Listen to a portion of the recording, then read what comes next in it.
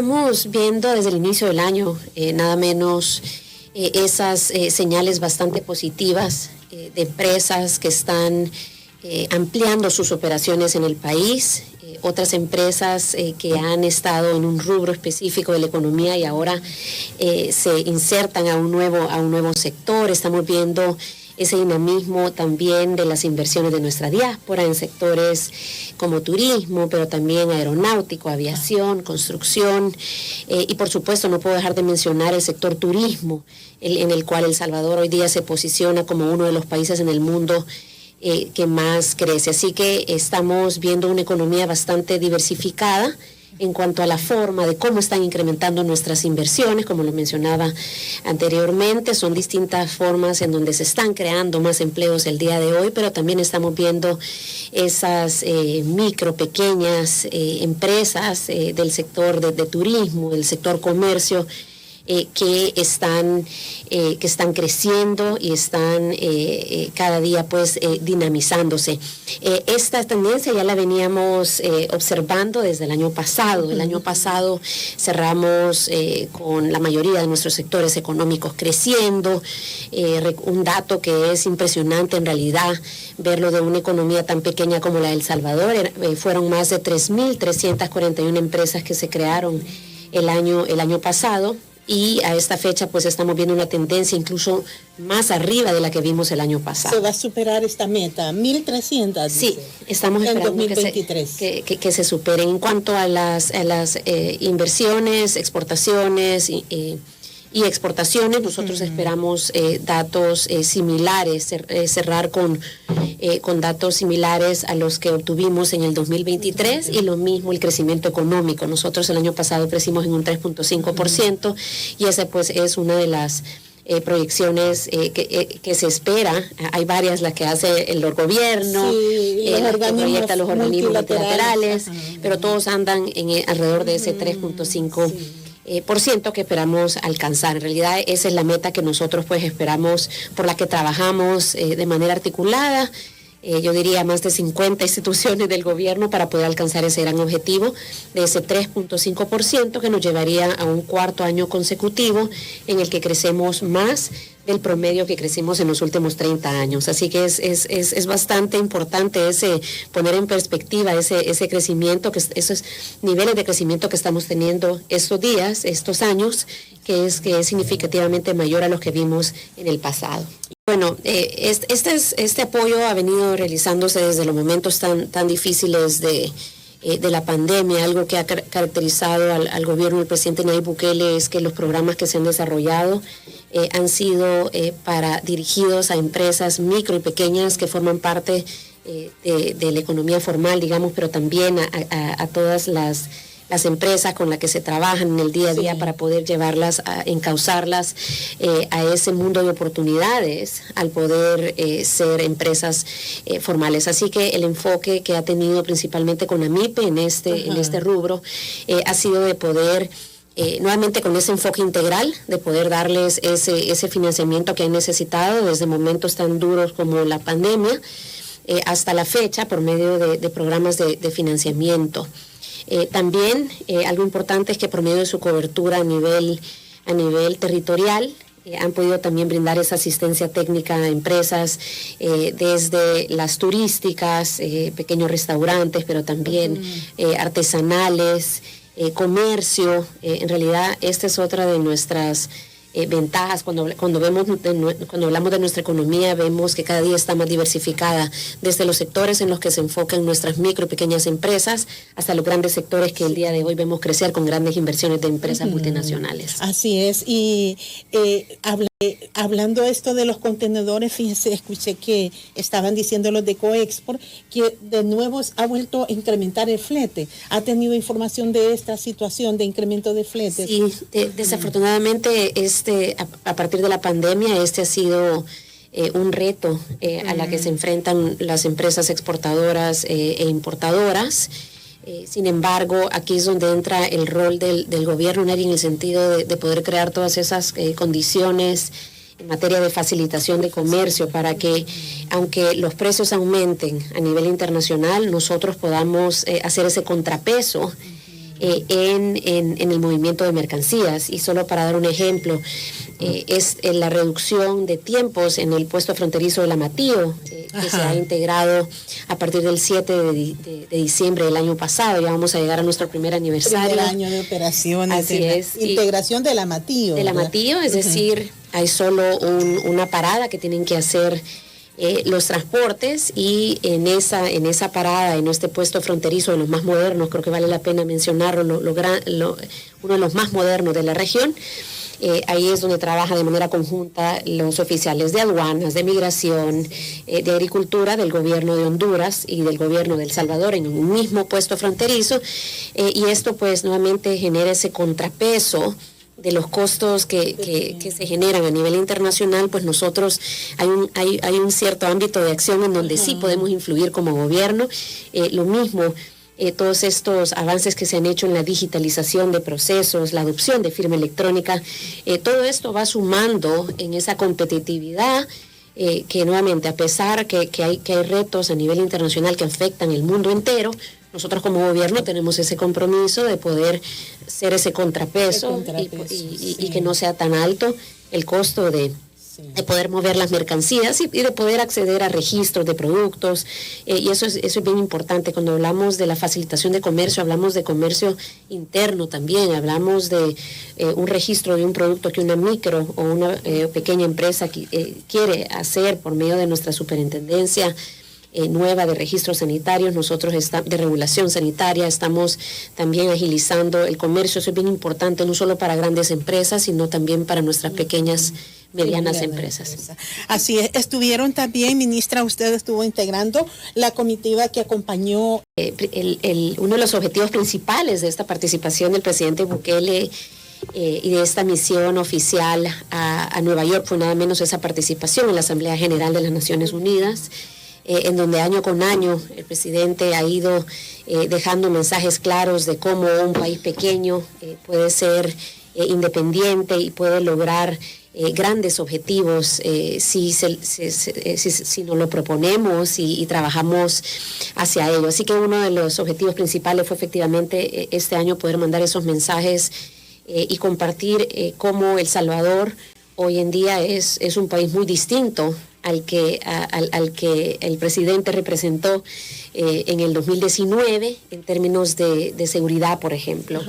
Él hablaba cómo se le ha regresado la libertad a tantos salvadoreños que millones, vivían, dijo, se ha liberado a millones de salvadoreños que vivían de cierta forma en una cárcel, ¿verdad? No poder salir y poder ir a visitar a los familiares, no poder ir y poder adquirir un medicamento, en fin, todo lo que ya sabemos que trajo la inseguridad a nuestro país. Ese fue uno de los grandes mensajes que el presidente manda en su discurso, pero también algo importante es decirle al mundo que El Salvador también está abierto para los negocios, está abierto para las inversiones en sectores como el de tecnología, industria. En fin, fueron uno de los sectores que se mencionó en ese mensaje tan contundente que el presidente Bukele hace en este foro multinacional.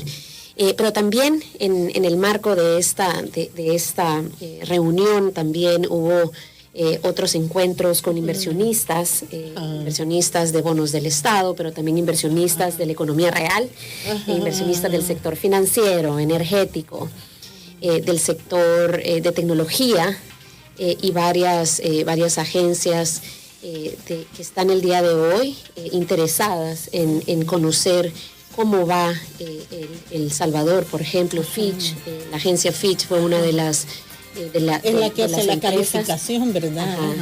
Y algo muy interesante, además, por supuesto, de ese mensaje que manda el presidente a los inversionistas de un país en donde cuentan con esa certidumbre jurídica, en un país en donde cuentan con un clima de negocios apropiado.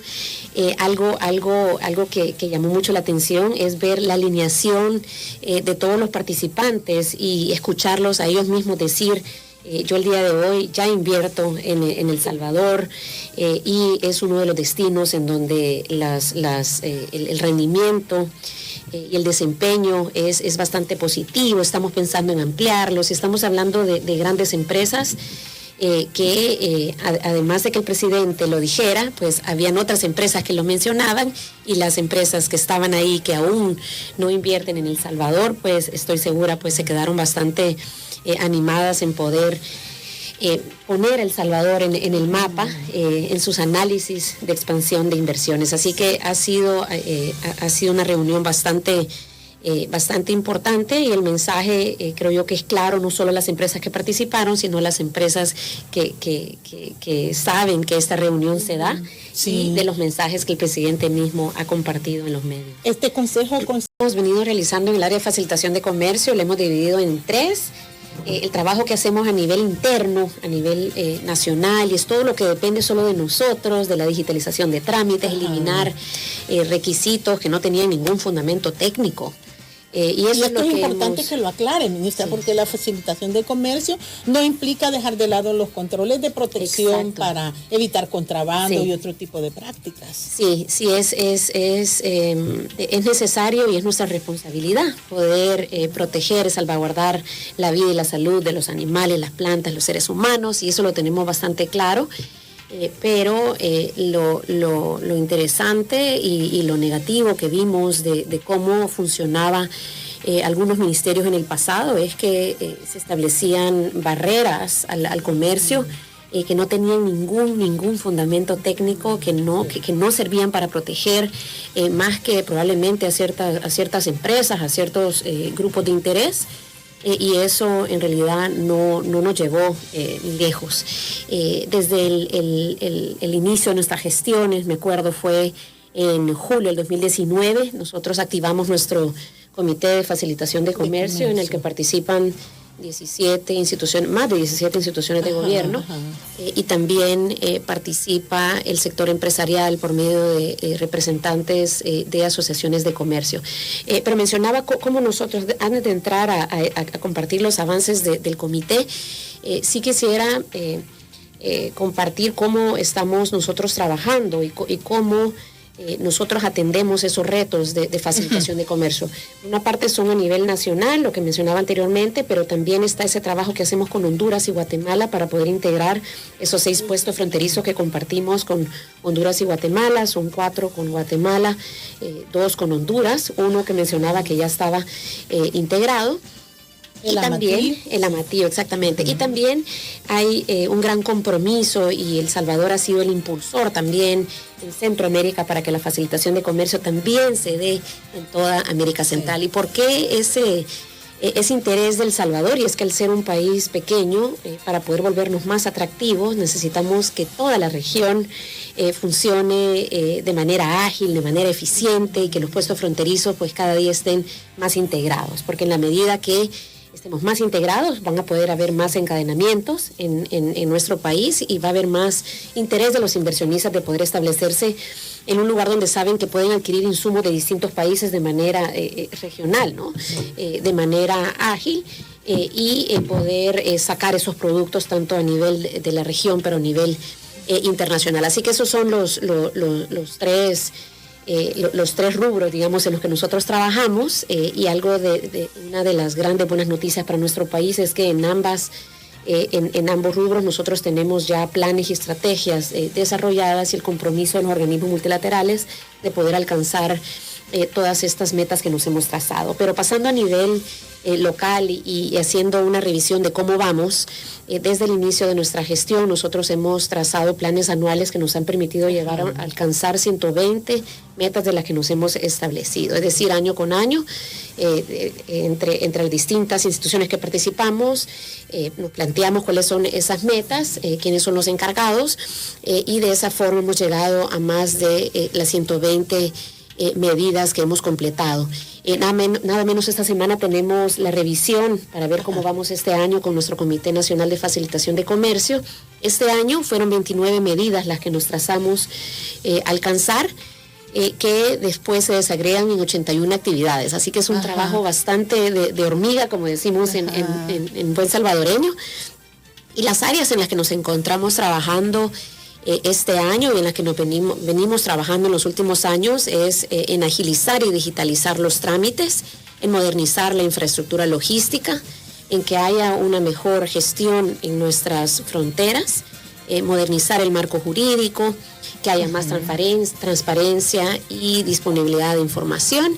Y algo muy importante es dotar al talento humano, tanto del sector empresarial como el sector público, del conocimiento que necesitan para poder llevar y poder alcanzar todas estas metas. También uno de los grandes hitos que hemos alcanzado es esta alianza con el Foro Económico Mundial, en donde estamos trabajando en el desarrollo de metodologías que nos permitirán poder determinar cuál es el impacto de todas y cada una de estas medidas en el sector empresarial. Así que el enfoque es, como siempre lo he mencionado, es integral. Estamos hablando de una agilización de un trámite, pero estamos hablando del desarrollo de carreteras, de la ampliación de un patio de contenedores del puerto de Acajutla, de la compra de maquinaria, en fin, todo lo que sea necesario para que haya esa facilitación del comercio, complementando los esfuerzos que hacemos en esa integración aduanera, que creo que es muy importante compartir. Vamos bastante bien. Hemos tenido reuniones recientes con la ministra de Economía de Guatemala, tanto en el puesto fronterizo de Anguiatú, uno de los más modernos también de la región centroamericana, y en el puesto fronterizo de la Achadura. A nivel logístico, en el puerto de Acajutla ha habido momentos de saturación. Este fin de semana, por ejemplo, estábamos conociendo información. Esto demuestra la necesidad de ir ampliando nuestra infraestructura. Así es, ese es un reto que el día de hoy tienen bastantes puertos, especialmente en la región. Lo hemos escuchado de puertos en México, lo hemos escuchado en puertos centroamericanos. Que también se traduce en más costos, que era lo que hablábamos anteriormente, para el movimiento de las mercancías por vía marítima, y desafortunadamente, en el pasado no se hicieron las inversiones de gran envergadura que se necesitaban para que nos preparáramos para donde estamos el día de hoy. La buena noticia es que desde el inicio de la primera gestión del presidente Nayib Bukele, se buscaron las alternativas para poder invertir en esta ampliación, no solo del puerto de Acajutla, sino poder finalmente reactivar o activar por primera vez el puerto de la Unión, que desafortunadamente quedó en el abandono, y ahora pues con esta alianza que se hace por medio de esta sociedad de economía mixta con una de las empresas más reconocidas en el área de puertos, la empresa Geoport, va a ser la empresa que estaría trabajando con el gobierno, una inversión. Hemos conversado, creo la última vez, la inversión más grande en nuestra historia, más de 1.600 millones de dólares que se van a invertir, nuevamente con el fin de facilitar el comercio y ampliar esa puerta de entrada y salida del Salvador al mundo. Algo que también vemos con muy buenos ojos en el trabajo que venimos realizando desde el Comité de Facilitación de Comercio, es que se espera que se desarrollen acciones en un corto plazo. Esperamos que a partir de diciembre se empiecen a desarrollar acciones como la adquisición de equipos, la implementación de plataformas tecnológicas que permitan en un corto plazo poder mejorar ese flujo del transporte marítimo. Hay un fenómeno muy interesante que estamos viendo el día de hoy, y es el desarrollo de nuevas zonas francas.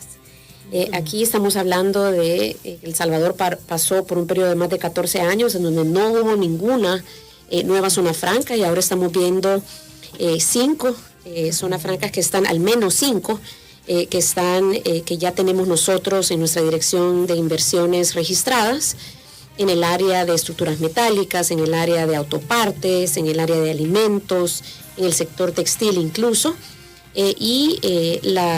los empleos pues que se esperarían generar andan alrededor de entre 100 a 300 personas. Probablemente estos números sean al inicio, pero ya cuando más empresas logren entrar a operar, pues sean mayores. Cuando hablamos de diversificación, hemos hablado de diversificación del tipo de inversiones, de las empresas que están creciendo, de los sectores, también en nuestras exportaciones estamos viendo una diversificación de los productos que exportamos, los destinos, pero también en la zona franca vemos, y en las inversiones en general, estamos viendo una diversificación en territorio. Antes La inversión estaba bastante concentrada en Santa Ana, San Salvador, Sonsonate, podríamos decir. Ahora estamos viendo inversiones, como hablábamos anteriormente, en La Unión, en San Miguel, en Usulután. Y estas zonas francas también podía esperarse diversificadas, como dice usted, para estos departamentos, ya no solo para San Salvador. Exactamente, eso justamente quería comentarle. Tenemos una inversión de $6 millones en La Libertad, en Sonsonate una inversión de $75 millones, otra de $28 millones, 30 millones de dólares en Santa Ana y en San Vicente también. Ay, qué bueno, ministra, San Vicente, porque esto también desconcentra parte de nuestro tráfico, se origina porque toda la fuerza laboral se está desplazando, ministra, a sus sitios. Y para